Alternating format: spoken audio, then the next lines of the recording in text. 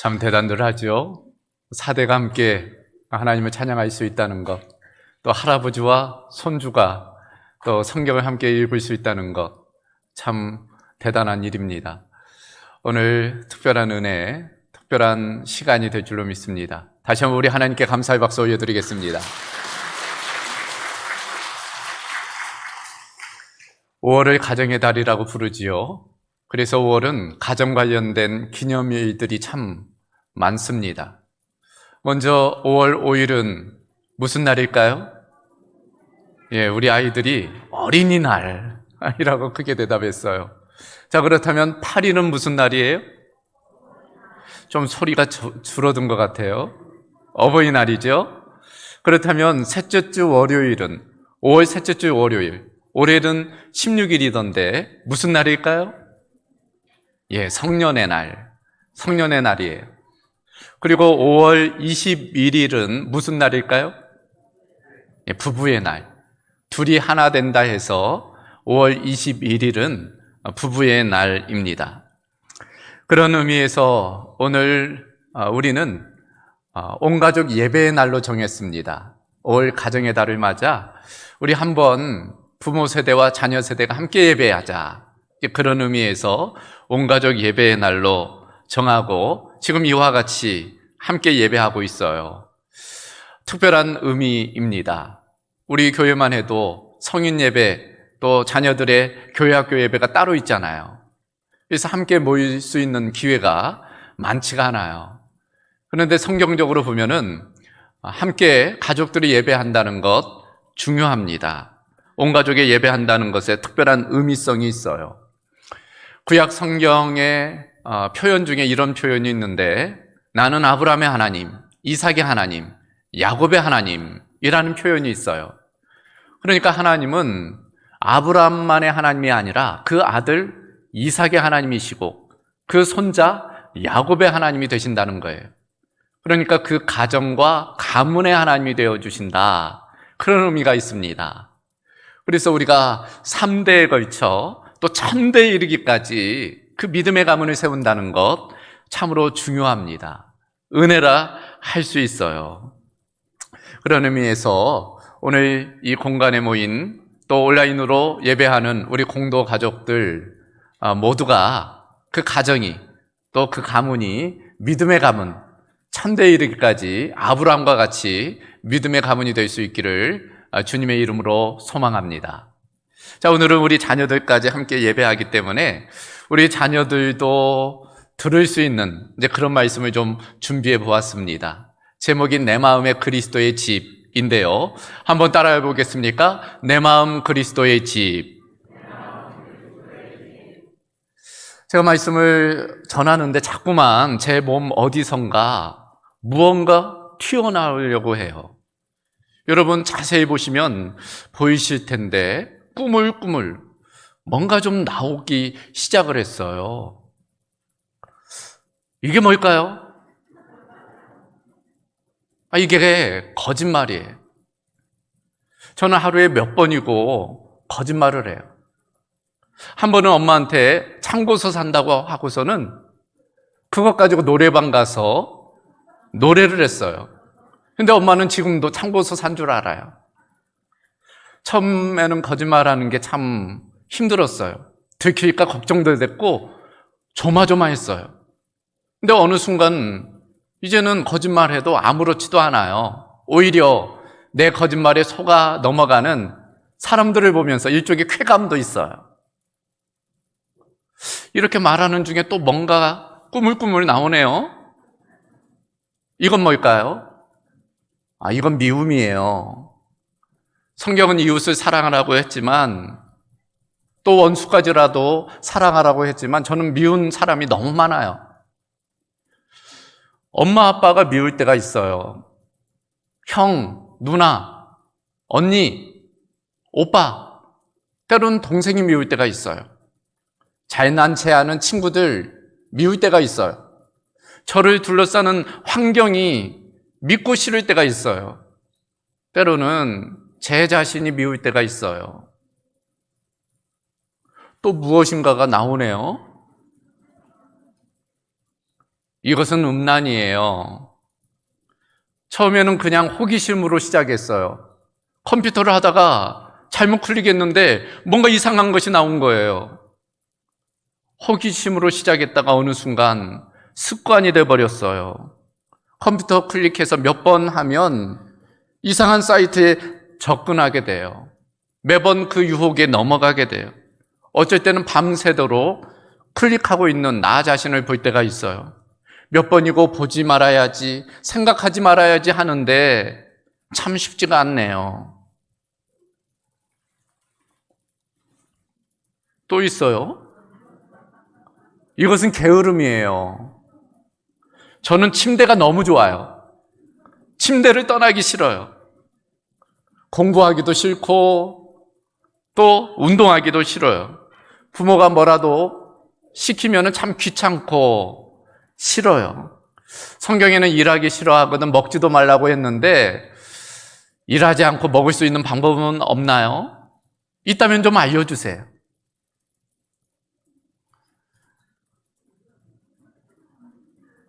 이것은 무관심이에요.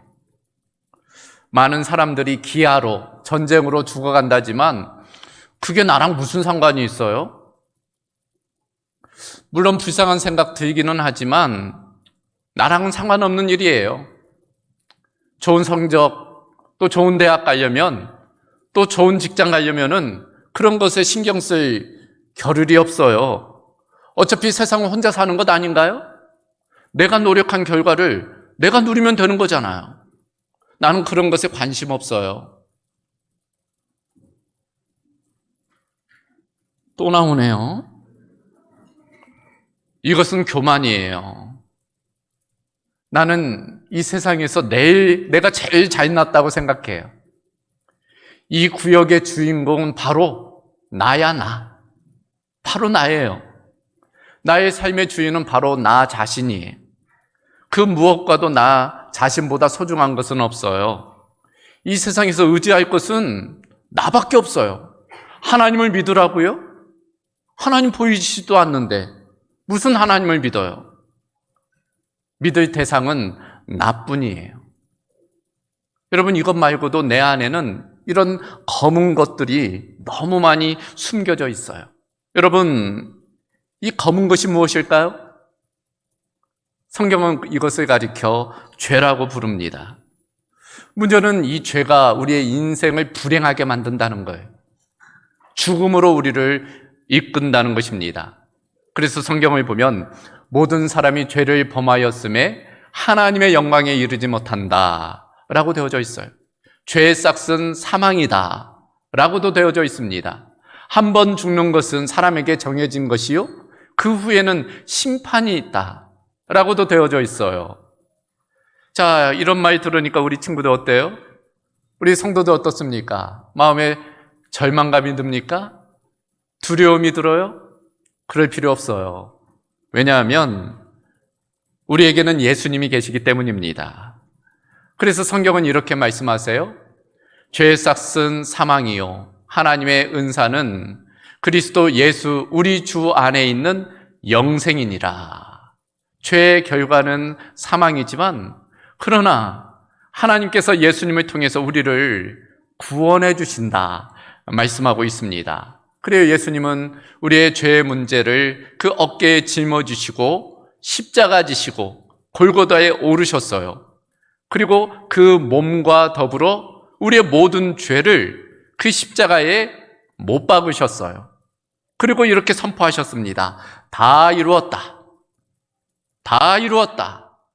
우리의 죄의 문제를 모두 해결해 주셨다라는 그런 의미가 있는 것입니다.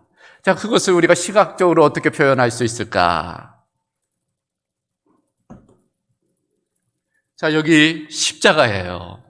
예수님의 십자가입니다.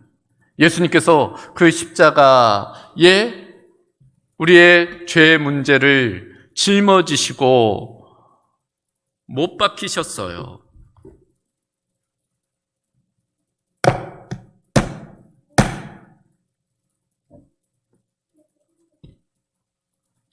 자, 보이시나요? 자, 우리의 죄가 지금 어디에 있어요?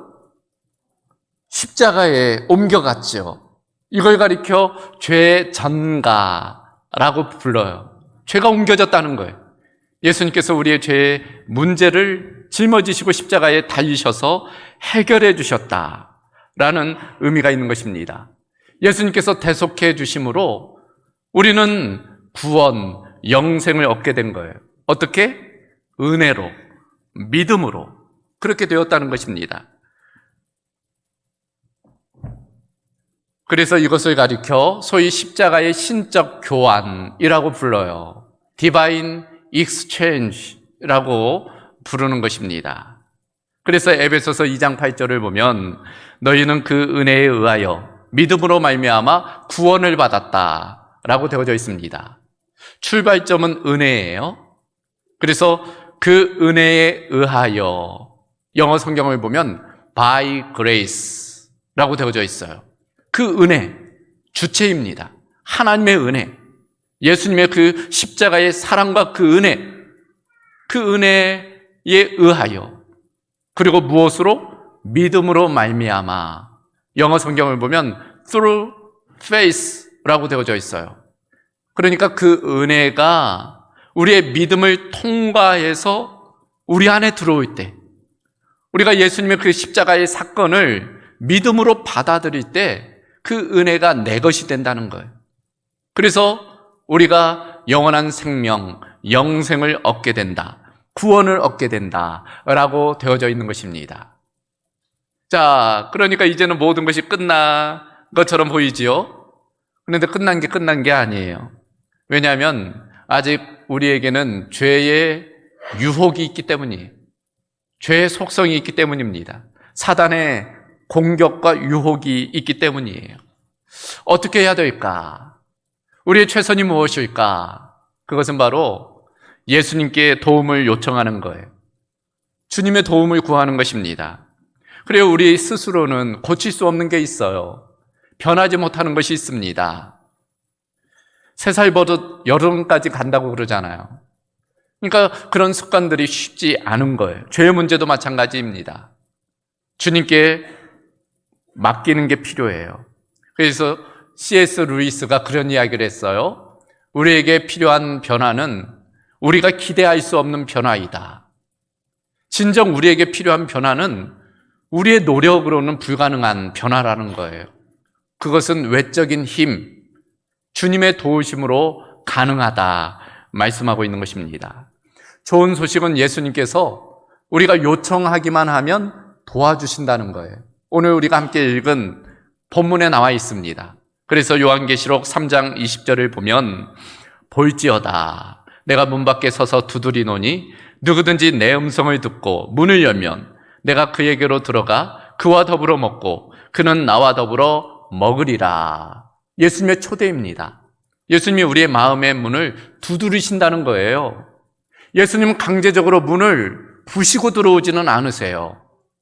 그래서 성화를 보면은 그 문고리가 밖에는 없어요. 안에서만 열 수 있는 문입니다. 예수님은 우리의 문을 두드리세요.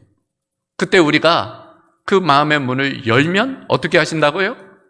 예수님이 들어와 함께 먹으신다는 거예요. 교제입니다. 그리고 예수님이 우리를 도와주세요. 우리의 문제를 솔직하게 예수님께 아뢰면 예수님께서 그 문제들을 풀어가 주시는 거예요. 이처럼 우리가 마음의 문을 열고 주님을 모셔드리면 어떻게 돼요? 우리가 하나님의 성전이 되는 거예요. 그러니까 하나님의 집, 하나님이 머무시는 공간이 되는 것입니다. 그래서 고린도전서 3장 15절을 보면 너희는 너희가 하나님의 성전인 것과 하나님의 성령이 너희 안에 계시는 것을 알지 못하느냐. 너희, 우리를 의미해요. 그러니까 우리는 하나님이 내주하시는 성전이 된다는 거예요. 쉽게 말해서 주님이 우리와 함께 하신다. 그런 의미가 있어요. 자, 이것을 쉽게 기독교 작가인 로버트 멍어라는 분이 내 마음의 그리스도의 집이라는 책을 통해서 잘 설명해 주었어요. 여러분 이 책 읽어보신 분 계십니까? 아주 작은 소책자예요. 얼마 걸리지도 않습니다. 우리 어른들도 한번 읽어보시고 특별히 우리 아이들에게 한번 읽어주시면 좋을 것 같아요. 우리의 마음을 마치 집으로 그렇게 표현을 해요.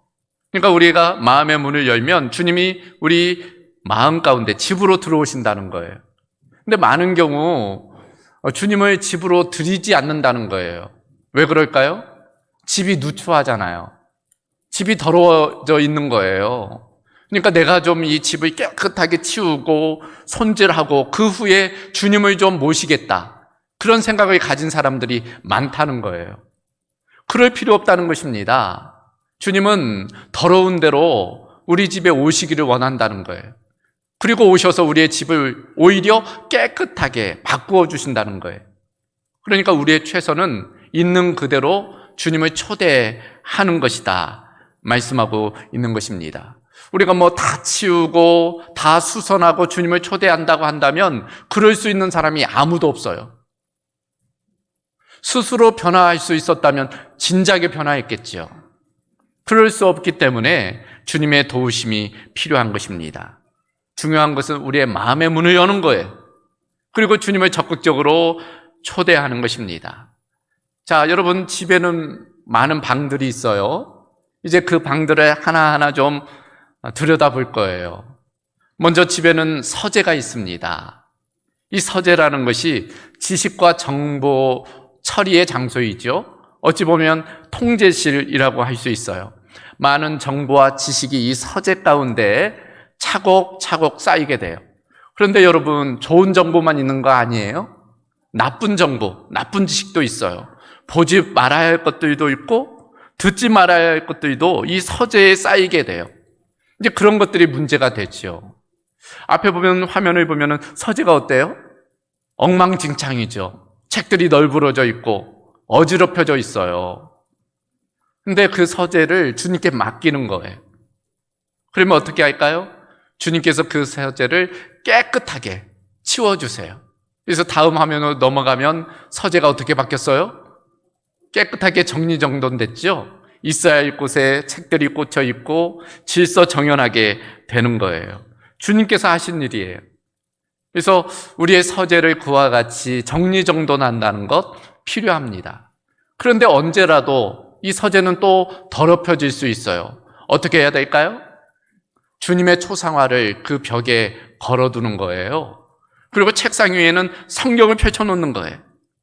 그러니까 주님의 진리의 말씀이 서재 가운데 넘치도록 하는 것입니다. 그러면 서재가 완전해지는 거예요. 자, 다음 방으로 한번 넘어가 볼까요? 다음 방은 주방이에요. 이 주방은 욕구의 방입니다. 식욕, 우리의 욕망을 채울 수 있는 공간이 주방이죠. 여러분, 요새 먹방도 인기잖아요. 먹방을 보면서 대리만족도 느끼고 그러지요. 우리는 꽤 많은 시간을 이 주방에서 보내요. 참 기쁨이 넘치는 공간입니다. 우리는 이 주방을 매우 좋아해요. 이 주방에서 즐겨 먹는 음식들이 있어요. 돈이라 있지, 명예라 있지, 외모라 있지, 취미라 있지. 이런 것들을 우리가 주방에서 즐기는 것입니다. 여러분, 그런 것들이 근본적으로 잘못된 것 아니에요. 인생을 살면서 필요한 것들입니다. 문제는 그런 것들에만 집착하면 문제가 생긴다는 거예요. 돈에 집착한다든지 명예에 집착한다든지 외모에 집착하다 보면은 이제 문제가 생겨요. 그렇잖아요. 무더울 때 갈증이 나요. 그럴 때 탄산음료 먹으면 어때요? 당장은 목이 시원해요. 그러나 얼마 지나지 않아 더 목이 말라요. 그런 것들이 바로 돈이나 명예나 외모나 인기나 이런 것들의 속성이에요. 그런 것들은 참된 만족을 주지 못한다는 거예요. 그 주방을 주님께 맡겨야 돼요. 그러면 주님께서 그 주방을 또 새롭게 하세요. 주님이 상을 차려주세요. 맛있는 음식을 마련해 주십니다. 그 음식을 주님과 나누게 돼요. 마치 생수와 같아요. 그러니까 목마를 때 아주 잘 깨끗한 생수를 마시면 어떻게 돼요? 속이 시원하잖아요. 목마름이 해갈이 됩니다. 주님이 주시는 양식, 음식에 관한 거예요. 내가 주는 물을 마시면 다시는 목마르지 아니하리라. 예수님 말씀하셨어요. 그 물을 남아 먹는 것이 아니라 그 주방에 식사의 장소에 다른 사람들도 초대하는 거예요. 그러면 얼마나 기쁨이 넘치겠어요. 여러분, 좋은 음식도 자기만 먹으면은 맛이 별로 없어요. 혼밥. 저도 코로나 때문에 거의 2년 동안 점심 식사를 목양실에서 저 혼자 먹어요.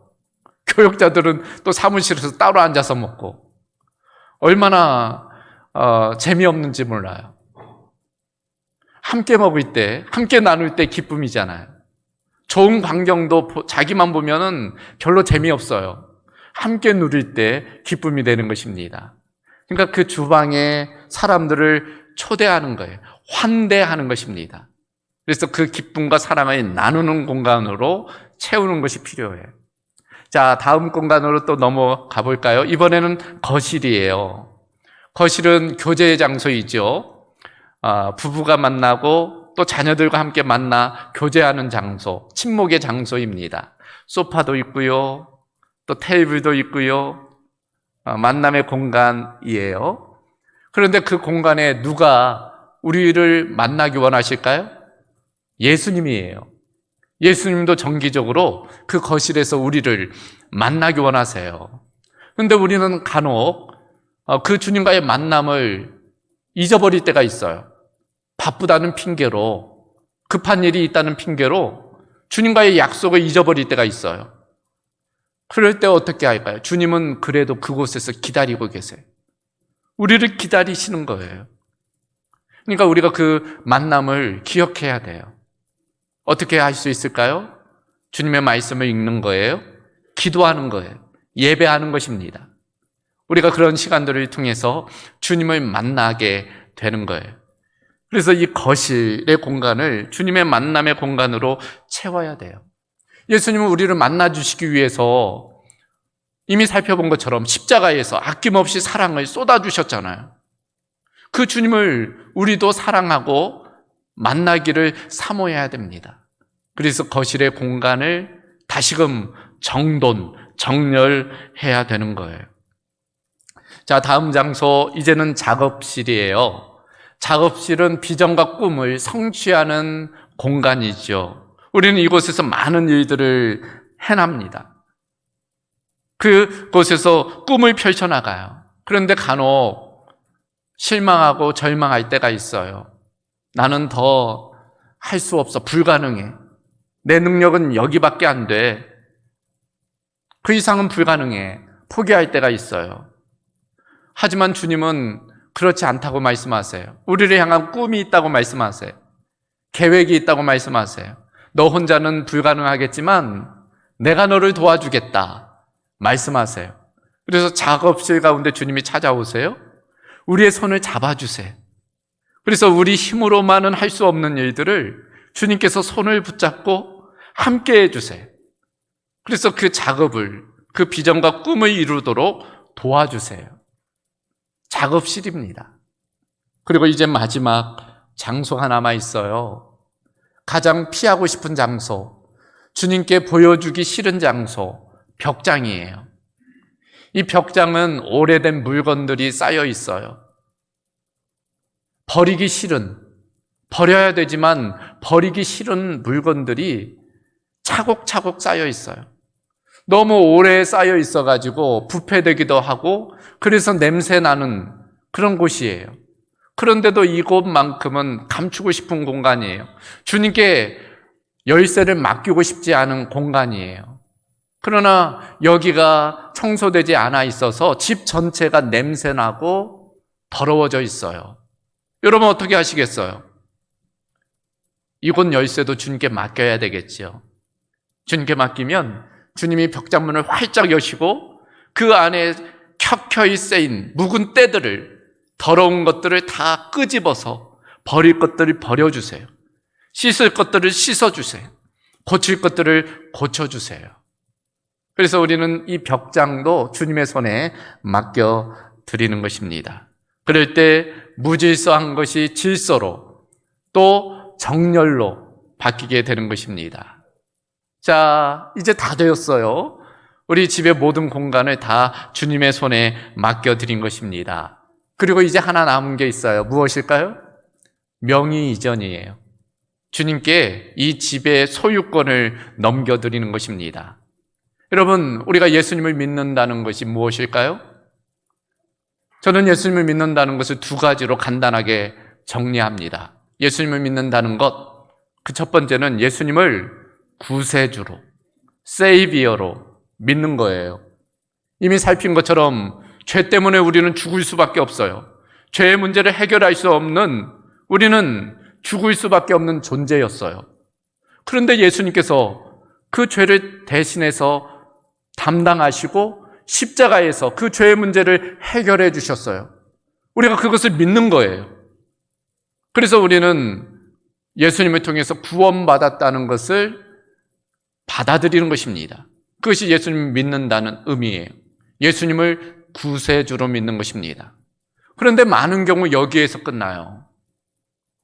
그러나 예수님을 믿는다는 것은 이것만이 아니에요.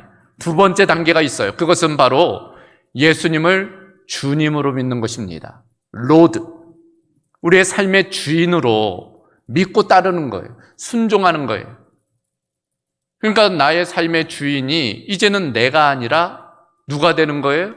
예수님이 되는 거예요. 예수님이 우리의 삶의 주인 되시는 것입니다. 우리의 마음을 집이라고 표현한다면 집의 소유권을, 명의를 주님께로 바꾸어 드리는 거예요. 그러면 주님께서 그래, 한번 골탕 좀 먹어봐라, 너 고생 좀 해봐라, 그러시겠어요? 그 반대지요. 우리가 할 수 없는 일들을 하게 하시고 우리가 꿈꿀 수 없는 것들을 꿈꾸도록 주님께서 역사해 주시는 것입니다. 우리의 서재도, 주방도, 작업실도, 다락방도 다 주님의 손에 맡겨드리고 소유권을 이양하면 주님께서 우리와 함께 하시고 또 우리를 선하게 인도해 주시는 것입니다. 그런 측면에서 내 마음, 그리스도의 집으로 명의 이전하는 것이 필요합니다. 오늘 온 가족이 함께 예배하는 이 시간, 우리 부모 세대와 자녀 세대가 그런 결단으로 하나님 앞에 서는 은혜가 있기를 주님의 이름으로 소망합니다. 자, 이제 말씀을 정리하면서 영상을 하나 좀 보려고 그래요. 이 영상을 보시고 말씀을 마무리하도록 하겠습니다.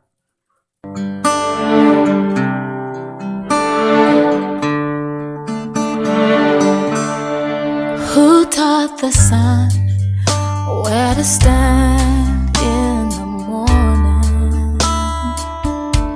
And who told the ocean you can only come this far? And who showed the moon where to hide till evening? Whose words alone can catch a falling star? Well, I know my Redeemer lives. I know my Redeemer lives. All of creation testifies this life within me cries. I know my Redeemer lives. Yeah, the very same God that spins things in orbit runs to the weary, the worn and the weak, and the same gentle hands that hold me when I'm broken. They conquer death to bring me victory. Now I know my Redeemer lives. I know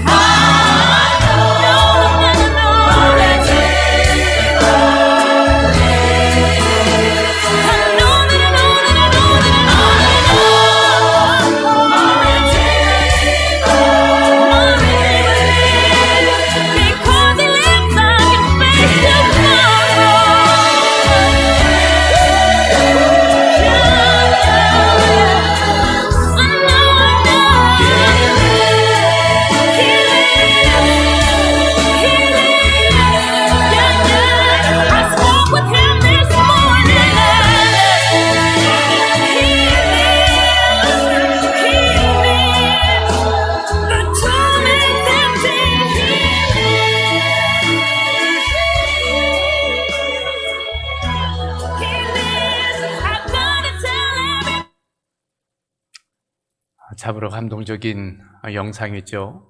아버지와 아들에 관한 이야기입니다. 디코잇 아버지입니다. 리코잇 아들이죠.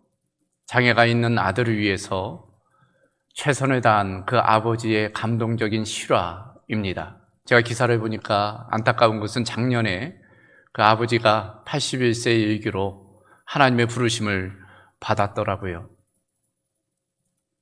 마지막 문장, 내게 능력 주시는 자 안에서 내가 모든 것을 할 수 있느니라.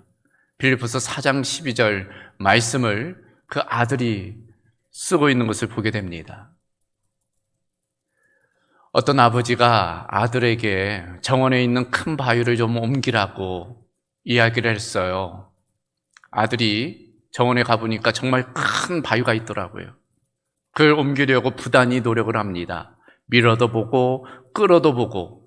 그런데 요지부동이라 아버지께 찾아갔어요. 아버지, 옮겨지지가 않아요. 최선을 다하거라. 다시금 그 아들이 돌아가서 열심히 또 그 바위를 옮겨봅니다. 지렛대를 이용하기도 하고 줄을 엮어서 당겨보기도 하고 아침 나절부터 저녁 나절까지 열심히 노력을 해보았어요. 그런데 역시나 옮길 수가 없었던 것입니다. 다시금 아버지께 찾아갔어요. 아버지, 옮길 수가 없어요. 최선을 다했느냐? 최선을 다했어요. 정말 최선을 다했느냐? 정말 최선을 다했어요. 그때 아버지가 아들에게 이야기합니다. 아들아, 너의 최선은 나에게 도움을 요구하는 거란다. 너의 최선은 나에게 도움을 요청하는 것이란다. 여러분, 우리의 최선은 우리의 하늘 아버지께 도움을 요청하는 거예요. 우리가 오늘 내 마음 그리스도의 집을 함께 살펴보았습니다. 그것을 우리 개인만 아니라 우리의 가정에 한번 접목해보면 어떨까요? 가정도 마찬가지입니다. 우리의 가정의 주인을 하나님으로 모셔드리는 게 필요해요. 그럴 때 하나님께서 우리의 가정의 호주가 되어주셔서 우리의 모든 것들을 인도하시고 또 공급하시고 보호하여 주시는 것입니다. 우리로서만 할 수 없는 일들을 하나님께서 도와주시는 거예요. 하나님께서 우리의 손을 붙들어 주셔서 우리가 능히 할 수 있도록, 감당할 수 있도록 지혜도 열정도 은혜도 더하여 주시는 것입니다. 창조의 목적과 이상대로 가정 천국을 이룰 수 있도록 하나님께서 역사해 주시는 것입니다. 그런 측면에서 우리의 개인만 아니라 우리의 가정 가운데 하늘 아버지를 모셔드리는 그런 은혜가 우리 가운데 있어야 할 것입니다. 오늘 부모 세대와 자녀 세대가 함께 예배하는 온가족 예배 가운데 그런 결단과 다짐이 우리 모든 공도 가족들 가운데 있기를 주님의 이름으로 소망합니다. 감사하신 아버지 하나님, 오늘 온가족 예배 가운데 특별한 은혜로 함께하여 주심을 감사합니다. 나는 아브라함의 하나님, 이삭의 하나님, 야곱의 하나님이라 말씀하여 주셨듯이 우리 가정과 가문의 하나님이 되어 주심으로 3대에 걸쳐 천대에 이르기까지 믿음의 가문을 세워게 하여 주시고 같은 믿음과 소망과 사랑으로 하나 되는 은혜가 있게 하여 주시옵소서. 우리의 마음의 중심에 예수님을 모실 뿐 아니라 우리의 가정의 중심에도 예수님을 모셔드림을 통해서 우리 가정 가운데 천국을 이루며 하나님의 영광을 나타내는 은혜가 있게 하여 주시옵소서. 모든 것 주께 부탁하오며 우리 주 예수 그리스도의 이름으로 기도하옵나이다. 아멘.